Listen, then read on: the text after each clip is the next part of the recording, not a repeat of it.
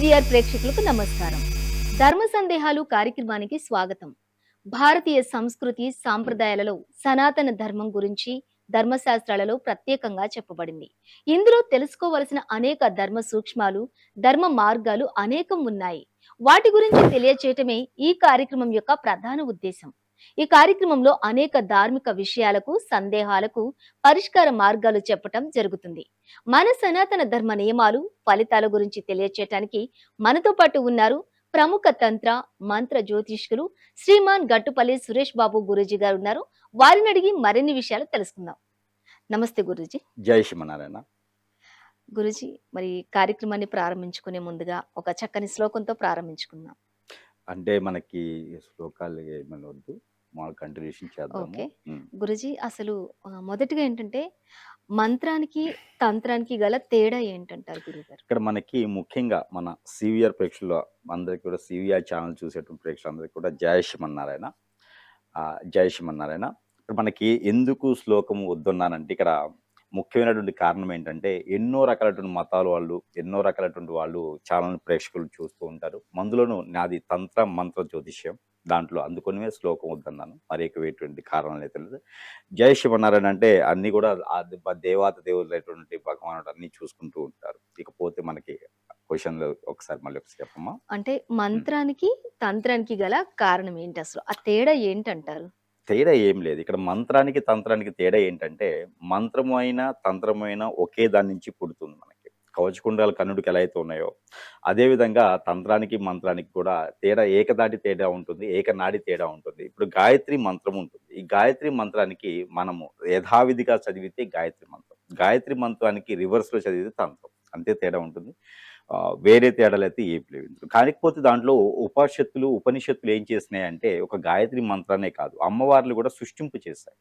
కొన్ని పనులు తంత్రంతో త్వరగా అవుతాయి, కొన్ని పనులు మంత్రంతో త్వరగా అవుతాయి. కానీ ఇక్కడ మనం చేయాల్సినటువంటి కార్యక్రమాలు ఎట్లా ఉండాలంటే, ఇప్పుడు మనకి ఒకప్పుడు దేవాది దేవుడు పెళ్లి చేసుకున్నప్పుడు ఏంటంటే కనుక మంత్రం నుంచి తంత్రం నుంచి కూడా మంత్రాలు ఉపయోగించి పెళ్లి చేసుకునేవారు. ఇప్పుడు ఈ రోజులు ఏంటంటే 5 రోజులు పెళ్లి తంతు లేనే లేదు.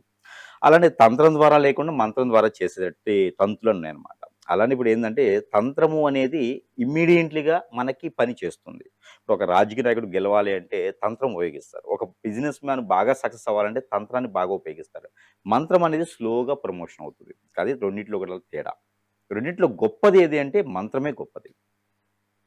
గురుగారు, అలాగే భయం అంటే తంత్రం నిజమా లేక భయంతో పుట్టినటువంటి నమ్మకం అంటారా? ఇక్కడ భయము ప్రస్తావన లేదండి. ఎవరికి అవసరము అంటే ప్రతి ఒక్కరిలోనూ ఒక అవసరం అనేది ఉంటుంది. అందులో ఎవరి అవసరం ఎలాంటిది అనేది మనం ఒకసారి పరిగణలో తీసుకోవాలి. తంత్ర జ్యోతిష్యులు ఈ మధ్య కాలంలో ఎక్కువై ఉన్నారు. ఒకప్పుడు ఏదైనా మనకి ఆరోగ్యం బాగాలేకపోయినా, స్థితిగతులు బాగలేకపోయినా, జాతకాల్లో నక్షత్రాలు బాగాలేకపోయినా, దశాంతర దశల్లో బాగాలేకపోయినా, పెళ్లిళ్ళు అవ్వకపోయినా, కాలసర్పదోషం, నాగదోషం, కుజదోషాలు లాంటి, కలత దోషాలు లాంటి జాతకంలో గోచార ప్రకారంగా ఉన్నా, సరైన సమయానికి నిర్ణయాలు తీసుకోలేకపోతున్నా, గ్రోతింగ్ లేకపోతున్నా, అప్పుడు ఏం చేసేవారంటే యజ్ఞ యాగ హోమ జప చపాలు చేసేవారు. అది అన్ని కూడా మంత్రంతో కూడినటువంటివి చేసేవారు. ఇప్పుడు ఈ మధ్య కాలంలో బాగా పాపులారిటీ, పబ్లిసిటీ అవడంతో చాలా మంది తంత్ర గురువులు, అఘోరాసు, ఇలాంటి వారు, సాధువులు, ఇలాంటి వారందరూ కూడా ఏంటంటే కనుక దశ మహావిద్యలను చేస్తూ ఎన్నో రకాల తంత్రాల ద్వారా మంచి చేసే విధంగా చేస్తున్నారు. కానీ ఏంటంటే తంత్రం ద్వారా చేసేటువంటి ప్రతి కార్యం కూడా శుభకార్యం అయినప్పటికీ కూడా ఎక్కువ కాలం పనిచేయదు. తంత్రం ద్వారా చేసే ప్రతిదీ కూడా ఆ తాత్కాలికమే అని చెప్పవచ్చు. ఇన్స్టెంట్ ఫుడ్ అన్నట్టుగా ఉంటుంది. అదే మంత్రం ద్వారా చేసేది ఆలస్యం అయినప్పటికీ కూడా మనకి ప్రయోజనం వచ్చింది అంటే కనుక ఇక జీవితంలో అది పోదు అని అర్థం అనమాట. రెండిట్లోని వ్యత్యాసం అది. రెండిట్లోని ఏది మనిషికి అవసరమో దాన్ని తీసుకోవాలి మనం పరిగణలోకి. అలాగే గురుగారు, నమ్మితేనే ఈ తంత్రం పనిచేస్తుంది అంటారా, లేకపోతే ఎలా అంటారు అసలు? నమ్మకం అనేది చూడమ్మా, అక్కడ ఎట్లా ఉంటుందంటే మంత్రం ఉంటుంది. మంత్రం అనేది ఒక ఆలయానికి వెళ్తాము, అర్చన చేయించుకుంటాము, అభిషేకం చేయించుకుంటాము, గోత్రనామాలు చదివించుకుంటాము. అదేవిధంగా యజ్ఞం ఉంటుంది, యాగం ఉంటుంది, దానం ఉంటుంది, ధర్మం ఉంటుంది, ధ్యానం ఉంటుంది. ఇలాగ మనము చేసేటువంటి ప్రతి తపస్సులోనూ, ప్రతి ధ్యానంలోనూ కూడా మంత్రాన్ని సూచిస్తుంది. మనం నమ్మకంతో చేస్తామా, భయంతో చేస్తామా? ఇవన్నీ కూడా మనం చేసేటువంటి క్రియ తప్పితే మనం నమ్మకంతో చేస్తున్నామా, భయంతో చేస్తున్నామా అనేది కాదండి. మన అవసరం ఏముంది, చేసేటువంటి గురువు ఎలాంటి వారు, ఇది మనం పరిగణలో తీసుకోవాలి. ఇప్పుడు మీరు ఒక కాన్షియస్లో ఎమ్మెల్యేగా గెలవాలి అంటే మంత్రం త్వరగా పనిచేయదు. సంవత్సరం క్రితమే ఏదైనా అశ్వమేధ యాగం లాంటివి చేయాలి. అదే తంత్రం అనుకోండి, వారం రోజులు చేస్తే చాలు. ఆ కాన్షియన్స్‌లో అందరిని కూర్చోబెట్టేసి మీరు గెలిచేదాకా ఇది ఉండదు. కాకపోతే గురువు దగ్గర ఉండేటువంటి విద్యను బట్టి ఉంటుందది. హ్మ్. అలాగే గురువుగారు, తంత్రం అనేది ఒక శక్తా? లేక దాని యొక్క ప్రభావం అంటారా? తంత్రం కూడా శక్తేనండి. తంత్రాల్లో 2 రకాలుంటాయి. ఓకే. తంత్రంలో హ్మ్. మనము ఉపాసన చేసేటువంటి అమ్మవారి రూపంగా చేసేటువంటి తంత్రం ఒకటైతే గనక, అదే విధంగా కొన్ని జిన్నాతులు, పరిలు, దెయ్యాలు, ఆత్మలు మనకి పురాణాల్లో చెప్పినటువంటి కాకుండాను ఎన్నో రకాలుంటాయి. దెయ్యాలు, భూతాలు, పిశాచులు, ఇలాంటి కొరివి దెయ్యాలుంటాయి, ఆత్మలుంటాయి. ఇలాంటి వాటితో కూడాను మనము తంత్రం చేసేదానికి అవకాశం ఉంటుంది. ఇలా 2 రకాలుంటాయి. ఈ 2 రకాల్లో వారికి ఏదైతే అవసరం ఉందో దాని ప్రకారంగా ఎదుటివారు నాశనం కావాలి అంటే ఈ యొక్క దెయ్యాలు, భూతాలు, పిశాచులు, బాగలముఖి, భానుమతి, యక్షిణి లాంటి విద్యలు తీసుకోవాలి. అలానే ఎదుటి వ్యక్తికి ఏం కాకుండా మనం మాత్రం బాగుపడాలి. వారి మీద మనం గెలవాలి. వారు ఎటువంటి విధైనా కూడా అష్టదిబ్బం మనం గెలవాలి అనుకుంటే గనక దాంట్లో మనము యక్షిణి మాతని, దుర్గామాతని ఇలా పార్వతీ అమ్మవారిని పూజించుకొని వారి ద్వారా తంత్రం చేసేటువంటి విద్య ఒకటుంది. ఇలా మనం చేసేటువంటి అగ్నిహోత్రం అంటారు. అగ్నిహోత్ర విద్యలు కొన్ని ఉంటాయి. అలానే తంత్రంలో చాలా రకాలుగా ఉంటాయన్నమాట. ఇలాగ మనం ఏ దాన్ని తీసుకోవాలి. ఆ పరిగణన పెట్టి మనం తీసుకునే దానికి ఎక్కువగా అవకాశాలుంటాయి. ఒక వ్యక్తి మనకి వశం అవ్వాలి. హ్మ్. వశీకరణ అంటారు. హ్మ్. భాగలముఖి అంటారు. హ్మ్. అలానే మనకి హిప్నాటిజం అంటారు. ఇవన్నీ కూడా ఏంటంటే తంత్రంలోనే ఉంటాయి. మంత్రాల్లో ఇవి ఉండవనమాట. మంత్రాల్లో ప్రేమ కొద్దీ దగ్గర చేసుకునే దానికి ఉంటుంది. తంత్రంలో ఇష్టం లేకున్నా వారిని మనం దగ్గర చేసుకునేలా ఉంటది. కాబట్టి తంత్రానికి ఏంటంటే గొప్ప విషయము 2 రకాలుగా చేయొచ్చు. మంత్రానికి లేనిది ఒకే విధంగా చేసుకోవాలి. సాంప్రదాయబద్ధంగా చేసుకోవాలి. దానికి కొన్ని కట్టుబాట్లుంటాయి. నియమ నిబంధనలుంటాయి. దానికి కొన్ని అన్ని రకాలుగా పాటించుకొని చేసేది మంత్రం. ఏ ఇబ్బంది లేకుండా ప్రమాణాల పూర్తిగా చేసుకునేది తంత్రం. అది చేసేటువంటి వ్యక్తికి, చేయించుకునే వ్యక్తి అవసరానుసారంగా వారు నేర్చుకున్న విద్య ప్రకారంగా చేసేదే తంత్రం. గురువుగారు, అలాగే మరి భయం అనేది లేకపోతే ఈ తంత్ర ప్రభావం ఉంటుందంటారా గురుగారు? దేవుడు అంటేనే భయమండి. హ్మ్. ముఖ్యంగా చెప్పాలంటే మానవ జీవితంలో ఏదైనా సరే మీరొకటి ఎట్లా అంటే ఇప్పుడు మనం హెల్మెట్ లేకుండా రోడ్డు మీదకెళ్తే పోలీసోళ్ళు పట్టుకుంటారు, పెనాల్టీ ఏస్తారని భయం. హ్మ్. ఇన్స్యూరెన్స్ లేకుండా రోడ్డు మీదకి బండి నడిపితే బండ్లు ఆపేస్తారని భయం.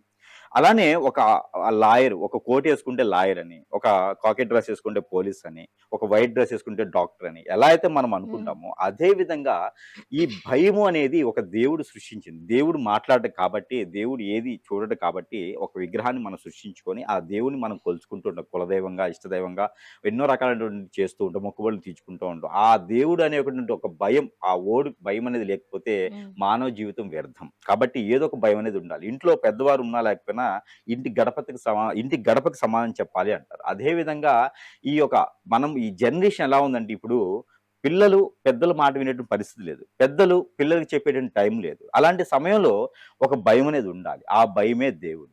ఆ దేవుడనే భయం లేకపోతే మనం ఏం చేస్తున్నామో అర్థం లేదు, పరమార్థం లేదు. మనం చేసేదానికి ఎటువంటి ప్రతిఫలం ఉండదు. కాబట్టి ఆ భయంతోనే మనం ముందుకెళ్ళాలి కాబట్టి దేవుడు అంటేనే మనం భయమా, భక్తి అనేది ఎలా ఉంటుందో ఆ దేవుడు సృష్టించినయే మంత్రము, తంత్రము కూడా. గురుగారు, మీకెప్పుడైనా అనిపించిందా? నేను ఈ మంత్రతంత్రాన్ని అనుభవించాను అనే ఫీల్ మీకెప్పుడైనా వచ్చిందంటారా అసలు? అంటే నేను చేసినట్టు అనుభవం ఉంది గానీ, నేను చేయించి పడినట్టు అనుభవం లేదు నాకు. హ్మ్. అది చేయించిన వారి యొక్క అనుభవం ఎలా ఉంటుందో తెలుసు. నాకు ఎవరు తంత్రం చేసైతే లేరు ఇప్పటివరకి. మంత్రం ద్వారా నాకు ఉపదేశం చేసిన వారికి మా గురువులు గారు చాలా మంది ఉన్నారు.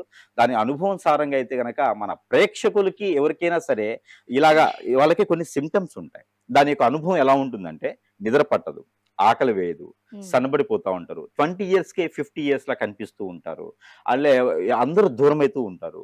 వారికి కోపము, చికాకు అన్ని రకాల ఇబ్బందులు కలుగుతా ఉంటాయి. ఒక పని చేసినా ముందుకెళ్ళదు. పెళ్ళిళ్ళవ్వు. పెళ్ళిళ్ళయిన తర్వాత భార్యాభర్తలు విడిపోతూ ఉంటారు. ఇంట్లో ఏదో ఘోష, ఏదో తిరిగినట్టుగా ఉంటుందిది. హ్మ్. ఇవన్నీ గూడా ఆ తంత్రం ద్వారా చేసేటువంటి క్రియల ద్వారా మన ఇళ్ళలోకి వచ్చేస్తూ ఉంటాయి. ఇంట్లో శృతులుండవు. ఒకళ్ళకొకళ్ళకి పడదు. అలానే ఇప్పుడు అందరికి చాలా మందిలో మీకోటి గమనించుకోవాలండి. వెరికోస్ అని వస్తది. అవును గురుగారు. వెరికోస్ వస్తది. టీబీ, క్యాన్సర్, హెచ్ఐవి ఇవన్నీ కూడా అట్‌లీస్ట్ గ్యాస్ ట్రబుల్ ఉంటుంది. స్టమక్ రిలేటెడ్ సమస్యలుంటాయి. Kidney, liver, back pain, shoulder pain, muscles pain. అలానే ఇంకా మనకి గర్భసంచిలో ప్రాబ్లమ్స్, యూట్రస్ ప్రాబ్లమ్స్ ఇవన్నీ కూడా ఆరోగ్య సమస్యలు అనుకుంటున్నారు గదా! కాదు. తంత్ర సమస్యలు.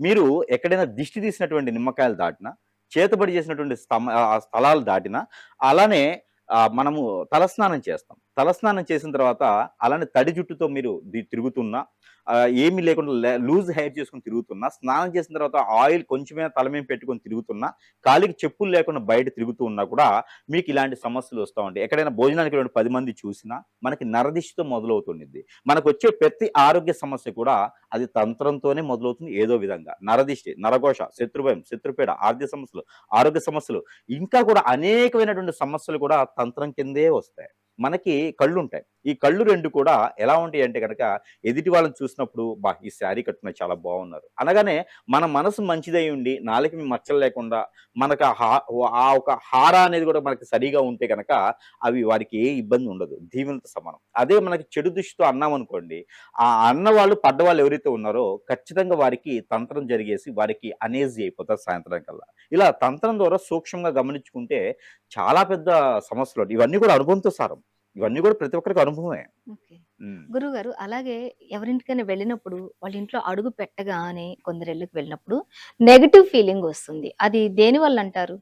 నెగెటివ్ ఫీలింగ్ వస్తుంది అంటే ఇక్కడ తంత్రంలో నెగెటివ్ ఫీలింగ్ అంటే ఇక్కడ ఒక సమస్య ఉంటది. ఎట్లా హ్మ్. ఉంటుందంటే ఇది మనకి ఒక పొద్దున్నే లేస్తాం. హ్మ్. మనం ఎంత స్నానం చేస్తాం, శుభ్రంగా ఇంటిని శుద్ధి చేసుకుంటాం, ఇంట్లో దీపారాధన చేసుకుంటాం. మనకు సమయం ఉంటే గుడికెళ్తాము, లేకుంటే ఇంట్లోనే దేవుడని చెప్పి దండం పెట్టుకొని బయటికెళ్ళిపోతాం దీపారాధన చేసి. మనలో తెలియనటువంటి ఒక పాజిటివ్ లెవెల్స్ అనేది జనరేట్ అవుతా ఉంటాయి. మనకి 360 డిగ్రీస్ గ్రహాల్లో ఏదైతే 360 డిగ్రీస్ ఉన్నాయో, మనిషి స్వభావంలో గాని, తత్వంలో గాని, గుణంలో కానీ, చాతుర్యంలో కానీ 360 డిగ్రీస్ పరిమాణం ఉంటుంది. ఈ 360 డిగ్రీస్ మనం నిద్ర లేచి మనం కాలకృత్యాలన్నీ అయిపోయిన తర్వాత స్నానం చేసి దేవుని గుడిలో దీపారాధన చేసుకుంటే, మన మందిరంలో ఇంట్లో దీపారాధన చేసుకుంటే, మనకి మినిమంలో మినిమం 250-330 డిగ్రీస్ అనేది మనకి రీచ్ అవుతా ఉంటాయి. అలాంటి 300 డిగ్రీస్‌తో మనం బయటికి వెళ్తున్నప్పుడు మనలో పాజిటివిటీ అనేది ఒకటి ఏర్పడతా ఉండిద్ది.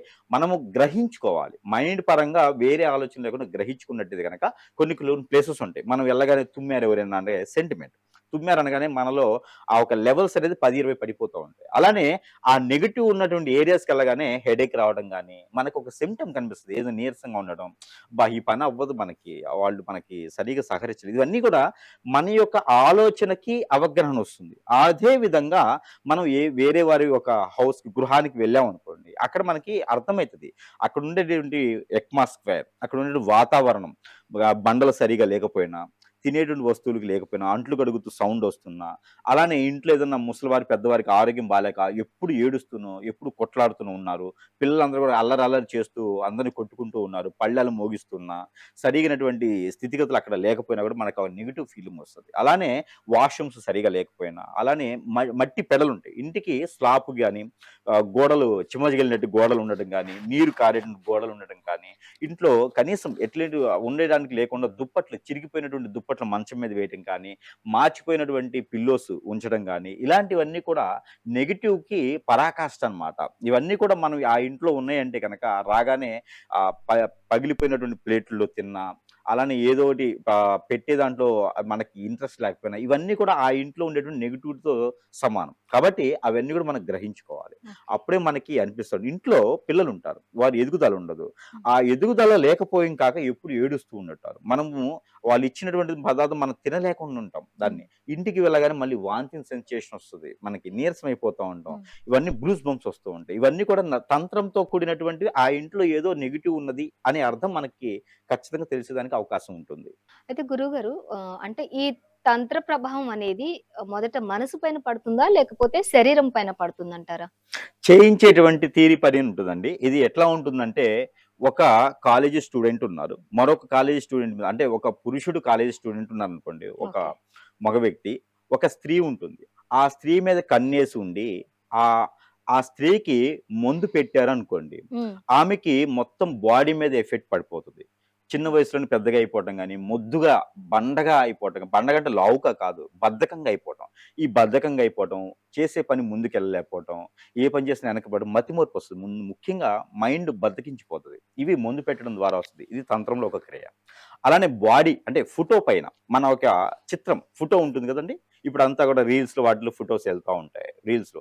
అలాగా ఫోటో పైన ఏదన్నా తంత్రం ఉంటుంది. అదే హిప్నాటిజం అంటారు. ఇలాంటి హిప్నాటిజం, కాలాజాదు ఇలాంటియన్నీ కూడా ఏమవుతుందంటే గనక దాని ద్వారా చేయించడం ద్వారా అంగవైకల్యం, స్కిన్‌కి సంబంధించినటువంటి సమస్యలు ఏర్పడతాయి. అలానే హెయిర్‌కి సంబంధించిన సమస్యలు ఏర్పడతాయి. మొహం అంతా కూడా మనం చూసే విధంగా ఉండదు. మన మొహం మనం చూసుకుంటే కూడా అద్దంలో ఎవరో తెలియనటువంటి కళ్ళు కానీ, ఎవరో తెలియనటువంటి ఒక ఫేస్‌లో ఎక్స్‌ప్రెషన్స్ చేంజ్ అయిపోతూ ఉంటాయి. విపరీతమైన కోపం రావడంతో రఫ్‌గా అయిపోతుంది మొహం అంతా కూడా. ఇవన్నీ కూడా మనము మనసు మీద పడదు. మనం బాడీ మీద పడుతుంది ఎక్కువ వెయిట్. ఇక మనసు మీదకొచ్చేటప్పటికి గిలిగా ఉండడము, వారే కావాలనుకో ఎవరో తెలీదు వ్యక్తి. కానీ ఎవరో తెలియని వ్యక్తి నా కలలోకొస్తున్నారు. నాకు వారే కావాలనిపిస్తున్నారు. ఇంట్లో తల్లిని, తండ్రిని, అన్నని, చెల్లిని, తమ్ముడిని అందరిని వదిలేశారు. పెళ్ళై ఉంటే భర్తని, భార్యని, పిల్లల్ని చెట్టుకోలు గుట్టుకోలు చేస్తా ఉన్నారు. నా ఆలోచన మాత్రం ఎక్కడో ఉండిపోతుంది. నేనేం చేస్తున్నాను? నాది మంచి కుటుంబం, మంచి ఫ్యామిలీ. నా పని నేను జేసుకుంటాను. కానీ ఇలా అయిపోతుంది. ఇలాంటి ఆలోచనలు, నెగెటివ్ థాట్స్ ఇవన్నీ కూడా మన బ్రెయిన్‌కి పడతాయి. ఆ తర్వాత మనసుకి అటాక్ అవుతాయి. వీటన్నిటికన్నా ముందు మన బాడీ మీదకుంటది. ఇవన్నీ కూడా గ్రహించిన వారికి ఖచ్చితంగా తంత్రం అయితుంది అని అర్థం. గ్రామాల్లో తంత్ర ప్రభావం అనేది ఎక్కువగా నమ్ముతారు అంటారు కదా! దాని గురించి మీరేమంటారు గురువుగారు? ఇప్పుడు ఒకటేనమ్మా, ప్రజలు ఎక్కడుంటే, ఎక్కడైతే వనరులుంటాయో, ఎక్కడైతే బెల్లముండదో అక్కడ చీమలుంటాయన్నట్టుగా, ఎక్కడైతే వనరులుంటాయో అక్కడ ఉంటారు. ఒకప్పుడు ఏమయ్యేదంటే, ఒక సింబాలిక్. ఈ సింబాలిక్ ఎలా ఉంటుందంటే, ఈ బట్టలు వేసుకుంటేనే, ఈ అలంకరణ ఉంటేనే ఇది వీరిని గుర్తించాలి అని ఉంటుంది. అలాంటి సమయంలో మనకు పల్లెటూరులో ఏమయ్యేదంటే, అఘోరాసు, సాధువులు, ఈ తంత్రాలు చేసేవారు చాలామంది యక్షిణి విద్యలు, కొన్ని ధర్మస్థలాల్లో గూడా చేసేటువంటి వారుంటారు. కాటిపాపల్లాగా ఉంటారు. చాలామంది ఎన్నో రకాలైనటువంటి విద్యలు చేసుకొని ఉంటారు. వారికేందంటే ఒక అవతారంగా ఉండేవారు. ఇప్పుడు నల్ల వస్త్రాలు ధరించడమా, లేతే ఒకప్పుడు చర్మాలు ధరించారు. ఇప్పుడు చర్మం ధరిస్తే కేసులు పెడతా ఉన్నారు. ఒకప్పుడు చర్మాలు కట్టుకొని తిరగడమా, తలసేగా యేసుకోవడమా, వెంట్రుకలతో నడుము కట్టుకోవడమా, ఒక త్రిశూలం తీసుకోవడమా, ఇక బ్రష్ ఇది చేసుకోకుండా బూడిద రాసుకొని తిరగడమా, ఇలాగా వారి స్థితిగతుల ప్రకారంగా వారి వద్దకి వెళ్ళాలంటే కూడా ఒక సృష్టికర్త. ఇలా అమ్మో! ఇలా చేస్తే ఇలా ఉంటారేమో, వారి వద్దకెళ్ళటానికి భయమేస్తుంది అనే విధంగా ఉండేవారు. అది సింబాలిక్. ఒక పాత సినిమాలు చూడండి. ఒక రౌడీని చూడాలి మనం అంటే సింబాలిక్ మెడలో కర్చీఫ్ ఉంటుంది. ఒక పులిపురు ఉంటుంది. ఒక పైకి కట్టుకునేటువంటి లుంగీ ఉంటుంది. అవును. జబ్బల బన్నీనో లేకపోతే సారలు బన్నీనో ఉంటుంది.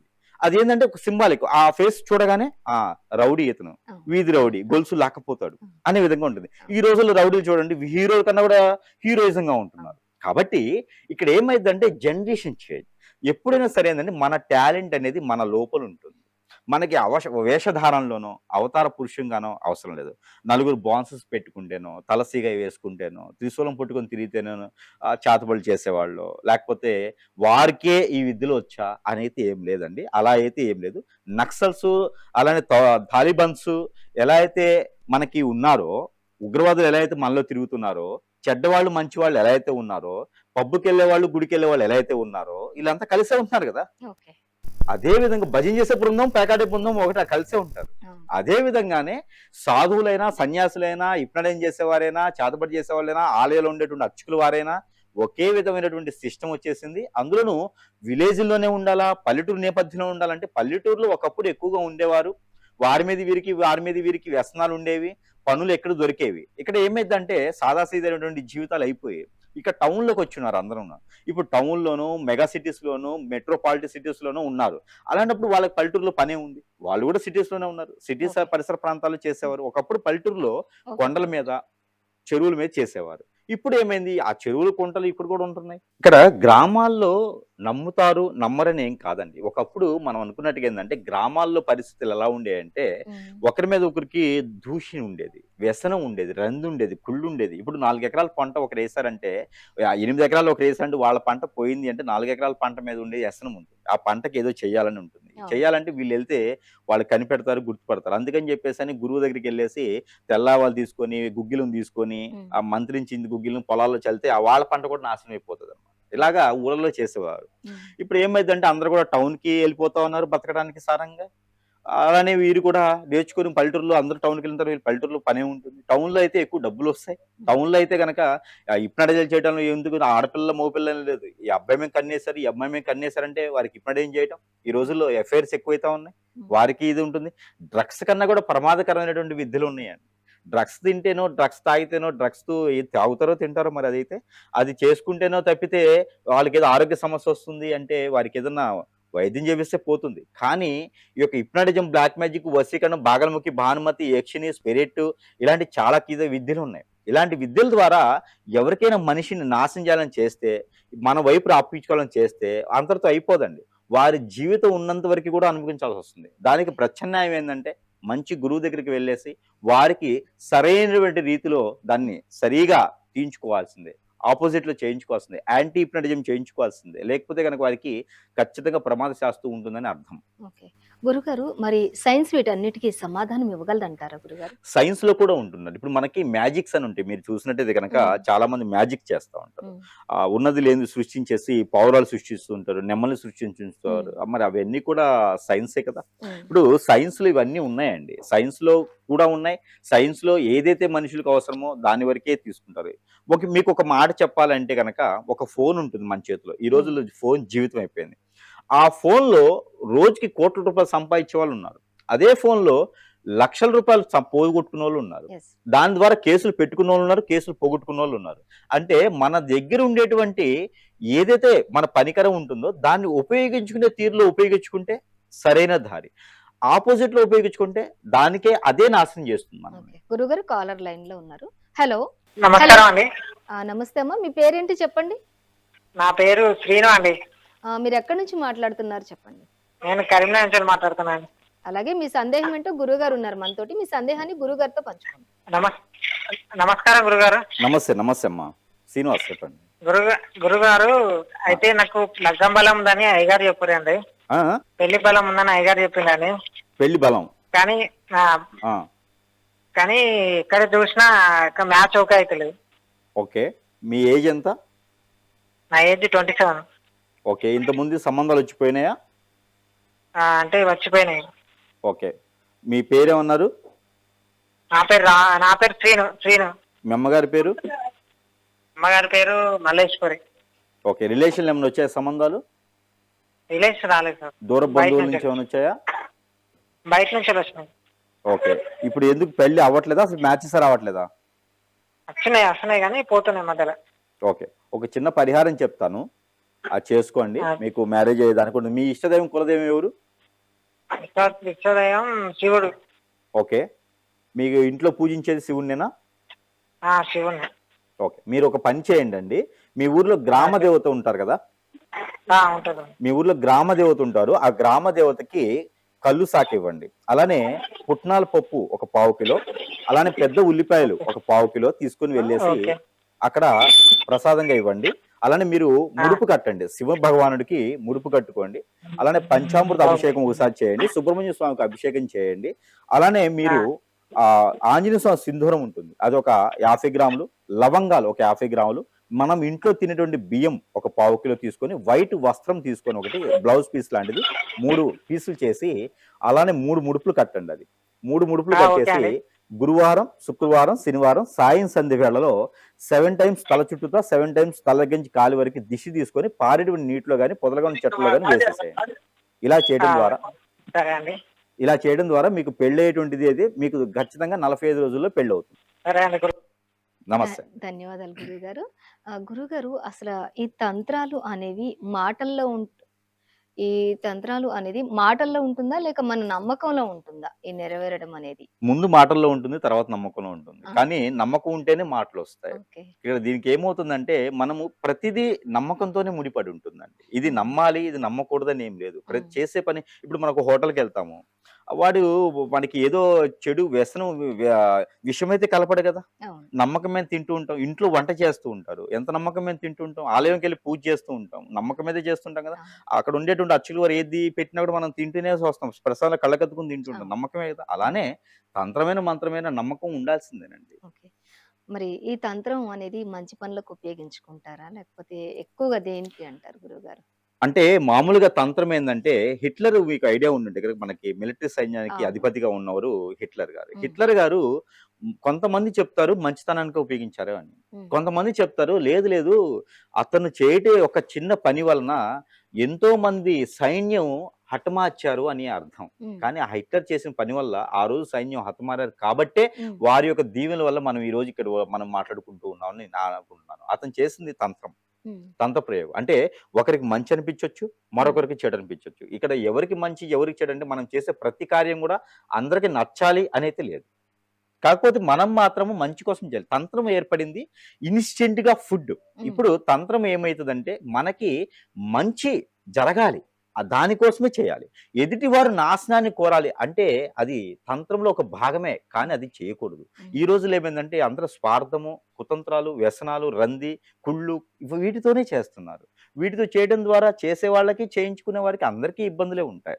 కానీ ఇక్కడ ఏమైందంటే తంత్రం కూడా మంచి కోసం ఉపయోగించండి. ఉమ్. మనకి ఏదైనా బాగలేదు అంటే బ్రతకడానికి, బాగుపడటానికి చేయించండి. మంచిది. ఒక కాన్షియన్స్‌లో గెలవడానికి చేయించుకోండి తప్పులేదు. కానీ ఎదుటివారు నాశనం అవ్వాలని చేయించుకోకూడదు. అది ఓకే. తప్పనమాట. మనం చేసేటువంటి క్రియలను బట్టే అది తప్పు, ఒప్పు అనేది మనం డిసైడ్ చేసుకోవాలి. ఓకే గురుగారు. మరి చాలా వరకు తంత్రాల వల్ల జీవితాలు కూడా మారాయి అని కూడా మనం వింటూ ఉంటాం కదా!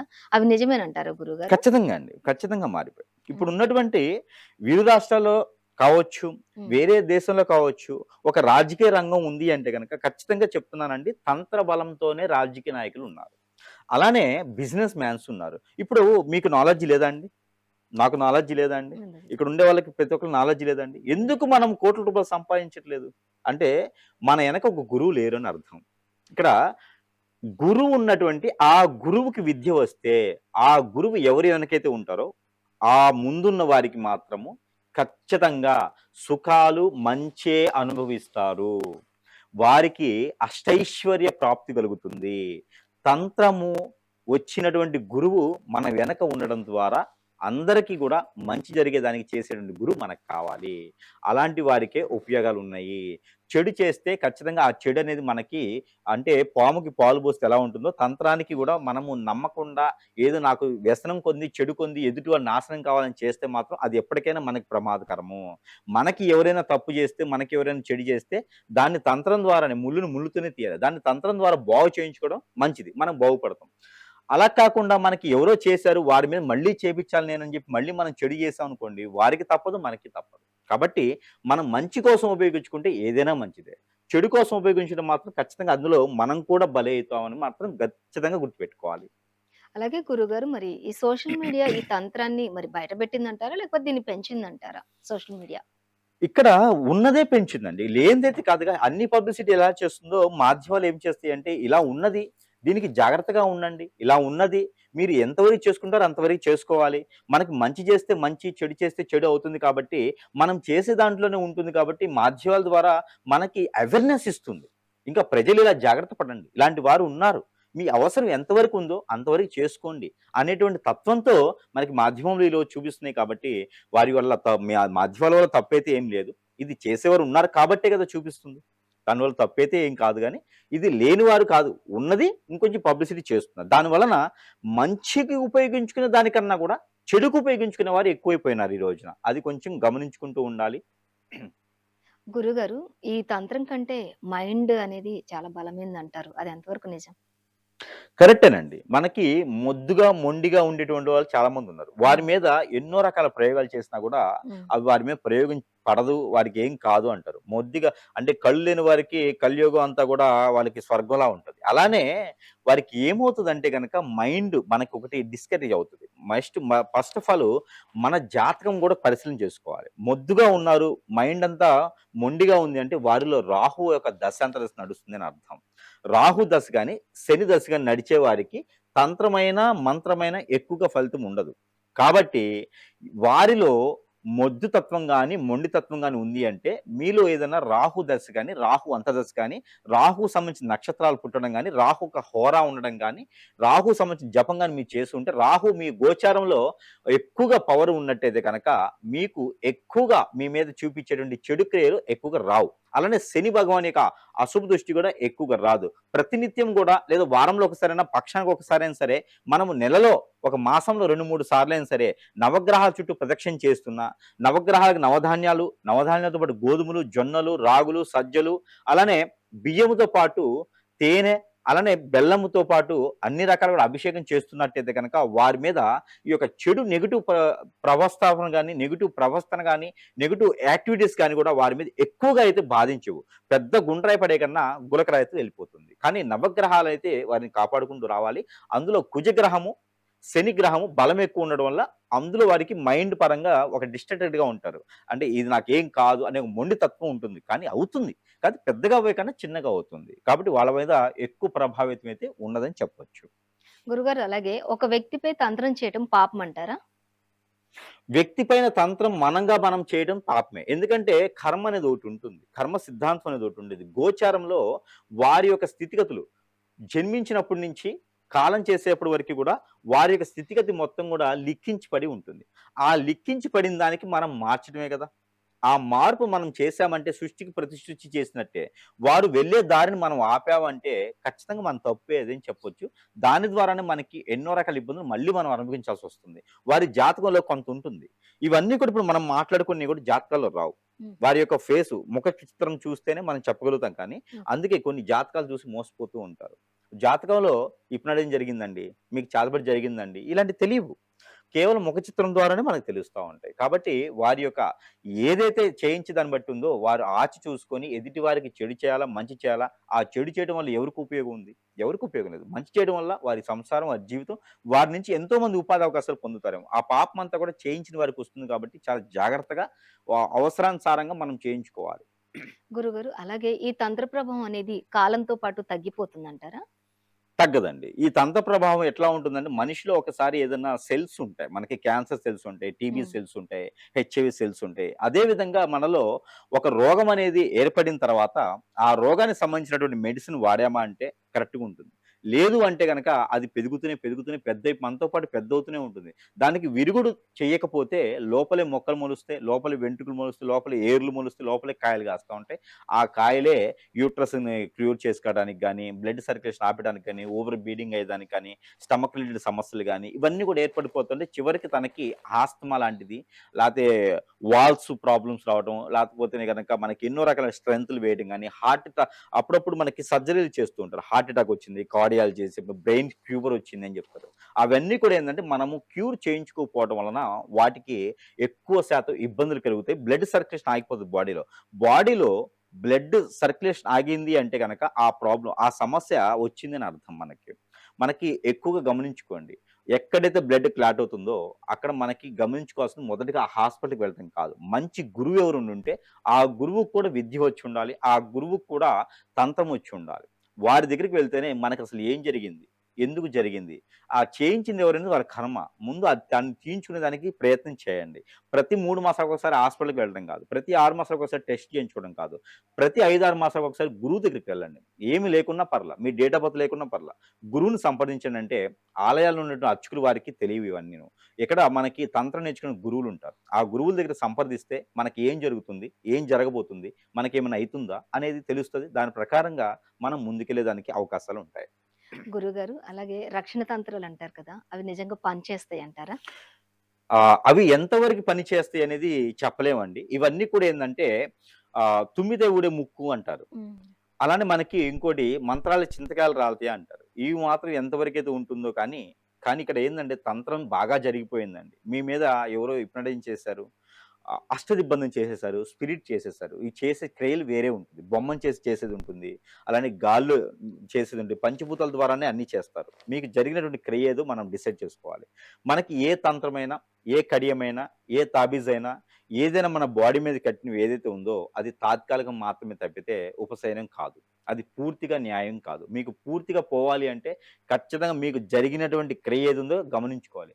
ఆ క్రియ ఎలా జరిగిందో అదే విధంగా క్రియ చేస్తే తప్పితే మీకు ఉపశమనం అయితే లభ్యపడదు.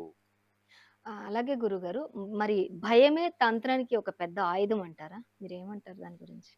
లేదండి. తంత్రమే భయం. ఓకే. భయమే ఆయుధం కాదు. ఓకే. తంత్రమే భయం. ఓకే. ఎందుకంటే లేనిది సృష్టించట్లేదు. తంత్రం ఉన్నది. ఉన్నది కాబట్టి దాని మీద భయపడేది లేదండి. వాస్తవాలే అవి. అవన్నీ కూడా చాలా వాస్తవాలు. ఇప్పుడు దెయ్యాలు వాస్తవాలు, భూతాలు వాస్తవాలు, పిశాచులు వాస్తవాలు. అలానే జిన్నులు, పరులు ఇవన్నీ వాస్తవాలే. ఇక అలానే మనకి గాల్లో ఉండేటువంటి ఎన్నో రకాలైన శక్తులు మనకు కనపడవు, తెలియవు అవన్నీ. అవన్నీ కూడా చాలా ఉన్నాయి. దేవదూతలని ఉంటారు. దేవదూతలు మంచివారుంటారు, చెడ్డవారుంటారు. మనకి గద్దలుంటాయి, పక్షులుంటాయి, నక్కలుంటాయి, గాడిదలుంటాయి, గుడ్లగూబలుంటాయి, గబ్బిలాలుంటాయి. ఇవన్నీ కూడా మంత్రానికి సంబంధించిన ఉంటాయి, తంత్రానికి సంబంధించినటువంటి ఇవన్నీ కూడా మనకి గట్టిగా కాకులు ఉంటాయి. కాకి వాడడం ద్వారా కూడా తంత్రము, మంత్రము 2 చేస్తారు. గబ్బిలం ఇంట్లోకి వస్తే ఇల్లు ఖాళీ చేయాలంటారు. మరి కనిపించేటువంటి గబ్బిలమే ఇంట్లోకి వస్తే ఖాళీ చేయాలంటారు. మరి మంత్రాన్ని మంత్రం ఎందుకు నమ్మకూడదండి? ఖచ్చితంగా అవన్నీ కూడా ఉన్నాయి కాబట్టి దాంట్లో భయపడాల్సిన అవసరం అయితే లేదు. చాలా మందిలో తెలియని వారు భయపడతా ఉంటారు. తెలిసిన వారు దగ్గరికెళ్ళి మరీ కూపించుకొని చేయించుకుంటూ ఉంటారు ఎదుటి వారికిను. అట్లా. ఒకటే గురుగారు, ఈ ఆధునిక కాలంలో కూడా అసలు తంత్రం అనేది ఉందని మీరు నమ్ముతారా? ఖచ్చితంగా అండి. ఇప్పుడు మేము చేస్తున్నాంగా. ఓకే. మేము తంత్రం చేస్తాము, మంత్రం చేస్తాము. ఎక్కువ శాతం కూడా నేను తంత్రం ద్వారానే క్యూర్ చేసేదేస్తాను. ఎంతో మందికి ఎన్నో సమస్యలు నా దగ్గర 14,000-15,000 మంది కస్టమర్స్ ఇప్పటివరకు చేయించుకున్నారు. వీరందరికీ కూడా తంత్రం ద్వారానే క్యూర్ చేస్తాం. మేము తంత్రం ద్వారా మనం మొదట్లో అనుకున్నాం 2 విధాలుగా ఉంటాయి. ఆ 2 విధాల్లో మనము చేయించే విధంలో ఉంటాం. అంటే వారు ఎవరైనా చేయించి పడ్డారనుకోండి, వారికి విరుగుడు చేయించే విధంలో మేము ఉంటాం అన్నమాట. ఓకే. కాబట్టే అవన్నీ కూడా మేము నమ్ముతాము. అవన్నీ ఉన్నాయని మనం గ్రహించుకోవాలి. లేకపోతే మనం ఒకటి గ్రహించుకోండి, భార్యాభర్తల మధ్యన ఒక కంపాటబిలిటీ ఉంటుంది. ఓకే. అంటే ఇద్దరి మధ్యన అన్యోన్యత ఉండేందుకు 36 ఔట్ ఆఫ్ 18 అయినా అట్‌లీస్ట్ 14, 13, 18 వస్తే గ్రహాలు, నక్షత్రాలు అందులోనూ స్థితిగతులను మనం గ్రహించుకొని ఇద్దరి మధ్యన కంపాటబిలిటీ చెక్ చేస్తేనే పెళ్లి చేస్తారు. ఇలాంటి పెళ్లి చేసిన వారికి భర్తో, భార్యో వేరే వారితో ఎఫైర్ పెట్టుకుంటూ ఉంటారు. ఇంత ఇష్టపడి కంపాటబిలిటీ కలిసి ఎంతో మంది వచ్చి దీవెన చేస్తూ మరి కంపాటబిలిటీ అంతా బాగుంది. ఈ ఇద్దరి మధ్యన పెళ్లికి ముందు అన్ని చూపించారు. ఎందుకు ఎఫైర్స్ అవుతుందని గమనించండి ఒకసారి. అవును. మన పాప లేదా మన బాబు మన సమక్షంలో ఉండి తల్లిదండ్రులు చాలా మేధావులు, గొప్పవారు, ఆధ్యాత్మికంగా ఉంటారు. మరి కొడుకు చెడిపోతూ ఉంటారు. పాప వేరే దారి పడుతూ ఉంటుంది. ఎందుకు గమనించండి, గ్రహించండి. ఇవన్నీ కూడా మన మీద ఎదుటి వారు చేయించేటువంటి తంత్రం. దాని ద్వారానే భార్య అయినా వెళ్ళిపోతుంది, భర్త అయినా వేరే దారి పడతారు.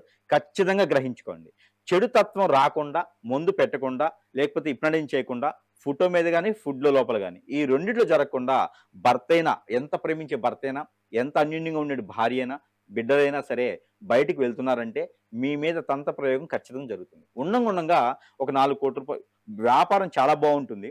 కొనసాగుతూ మీకు వ్యాపారంలో నష్టం వచ్చి దిగజారిపోతారు. అందరూ అనుకుంటారు నక్షత్రాల బలం బాలేదండి, జాతక బలం బాలేదండి. దేవుడు నక్షత్రాలు ఎప్పుడు కూడా చెడు చేయవు మనల్ని. కేవలం చెడు చేసేదంటే మానవ గ్రహం. 9 గ్రహాలు కాకుండా 11 గ్రహాలు కాకుండా ఒక గ్రహం ఉంటుంది. అది మానవ గ్రహం. ఆ గ్రహం ఏంటంటే మన ఎదుగుదల తట్టుకోలేక మన మీద ఎక్కడికో వెళ్ళి ఏదో గురువుని పట్టుకొని చేయించేటువంటి తంత్రం. తంత్ర గురువులు ఈ మధ్యన చాలా మంది ఉన్నారు. దయచేసి ఏదో మాధ్యమాల ద్వారా వచ్చి ఫోన్ నంబర్ పెట్టేసి నాకు హిప్నటైజ్ చేస్తా, వశీకరణ చేస్తా అంటే అలా చేస్తా అని చెప్పి ప్రతి గురువుకి కూడా హిప్నటైజ్ చేయటం వచ్చు. మిమ్మల్ని అందరిని ఆకట్టుకొని దగ్గర చేసుకొని మీ దగ్గర ఉన్న డబ్బు, మానం అన్నీ దోచేసుకొని మిమ్మల్ని చివరికి మీరింతలో మీరే సూసైడ్ చేసుకునే విధంగా తీసుకొస్తున్నారు. చాలా మంది నష్టపోతున్నారు, మోసపోతున్నారు దొంగ గురువులను నమ్మి. ఆచితూచి ఉండాలి సుమి. ఎందుకంటే గనక నష్టపోయేది రేపటి రోజు మనమే. మనము భూమి మీద జీవించాము, బ్రతుకుతున్నాము అంటే ఏదో లోక కళ్యాణార్థం కోసం మనం జన్మించి ఉంటాం. ఆ లోక కళ్యాణార్థం కోసం వదిలివేసి ఎవరో ఒక అమ్మాయి కోసమో, ఎవరో ఒక అబ్బాయి కోసమో కన్నేసి మన జీవితం మొత్తం బొగ్గుపాలు చేసుకోవడానికి దరిద్రమైనటువంటి గురు వ్యవస్థ ఉంది మనకి. ఆ గురు వ్యవస్థ దగ్గరికి వెళ్ళిన తర్వాత ఒరిజినల్ అయినటువంటి గురువులు ఈ మధ్య కనిపించట్లేదు నాకు.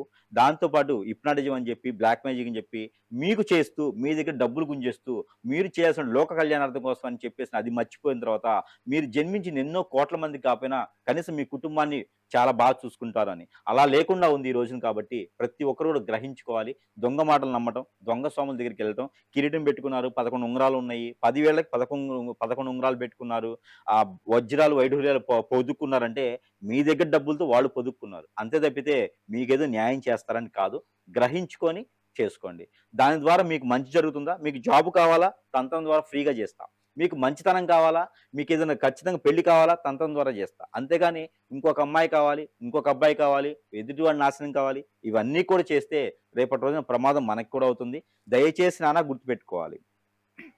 గురుగారు, అసలు ఈ తంత్రం మీద మీ వ్యక్తిగత అభిప్రాయం ఏంటి గురుగారు? వ్యక్తిగత అభిప్రాయం అంటే ఇక్కడ ఏముండదండి. మంచి చేయాలి అనే సంకల్పం ఉంటే తంత్రము, మంత్రమే అవసరం లేదండి. కష్టపడినటువంటి దాంట్లో ఎవరు ఎన్నో రకాల వృత్తుల్లో ఉంటారు. వారు ఎన్నో రకాల కష్టపడుతుంటారు. ఎదుటి వ్యక్తికి సహాయం చేయకపోయినా పర్వాలేదు. మంచి చేసేటువంటి తత్వం ఉండాలి. లేదా కుటుంబాన్ని పోషించుకునేటువంటి బాధ్యత తీసుకోవాలి. అంతే గనక ఎల్లకాలం ఒకేలా ఉండదు జీవితం అనేది. ఎదుటి మనకొచ్చినటువంటి దాంట్లో మనము పడేటువంటి కష్టంలో మనం తీసుకునే నిర్ణయాల్లో మరొకరు బలవ్వకూడదు. అదొక్కటే జీవిత సత్యం. అందరూ కూడా గ్రహించుకోవాల్సినటువంటి ధర్మం. గురుగారు అలాగే మరొకటి, ఉదయం లేవగానే ఏ నామాన్ని రాస్తే తలరాత మారుతుంది? తలరాత మారాలి అంటే మన తలని తీసుకెళ్ళి మన గడప ఉంటుంది. ఇంటికి ముందు సింహద్వారం అంటారు. ఆ ద్వారానికి మోటాలి గట్టిగా. అప్పుడు ఒక 11 రోజులు చేస్తే ఈ ఈ మెదడనేది ముందుకు ఇలా వస్తుందనమాట.